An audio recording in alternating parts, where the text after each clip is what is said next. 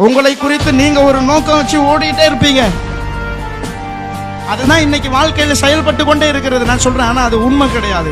தேவ திட்டம் உங்களை குறித்து இருக்கிறது, அது நிறைவேறும். அல்லேலூயா. தேவன் உங்களை குறித்து வைத்திருக்கிற திட்டம் நிறைவேறும். துவக்கம் வேண்டுமானால் உங்கள் பெற்றோருடைய திட்டமா இருக்கலாம். துவக்கம் வேண்டுமானால் உங்கள் படிப்புக்கு ஏற்ற அல்லது உங்கள் சூழலுக்கு ஏற்ற விதமாய் போய் கொண்டிருக்கலாம். உங்கள் வாழ்க்கையின் துவக்கம் வேண்டுமானால் உங்களுடைய வாழ்க்கைக்கு ஏற்றார் போல் நடந்து கொண்டிருக்கலாம், சூழ்நிலைக்கு ஏற்றார் போல் செயல்பட்டு கொண்டிருக்கலாம். ஆனால் முடிவு அதல்ல. இந்த முடிவு, இந்த வருஷத்தின் முடிவு, கர்த்தர் உங்களுக்காக யாவையும் செய்து முடிப்பார். காரணம் என்னன்னா, உங்களை குறித்து அனாதி தீர்மானம் எழுதப்பட்டிருக்கிறது.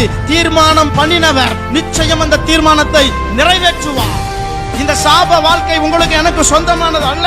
இந்த பாவ வாழ்க்கை உங்களுக்கு எனக்கு சொந்தமானது அல்ல. இந்த இழப்பின் வாழ்க்கை, இந்த வியாதியின் வாழ்க்கை, இந்த பலவீனத்தின் வாழ்க்கை உங்களுக்கு எனக்கு சொந்தமானது அல்ல. தேவன் நம்மை குறித்து வைக்கிற திட்டம், தேவன் நம்மை குறித்து வைத்திருக்கிற அனாதி தீர்மானம் முடிவில் நிறைவேறும். அல்லேலூயா.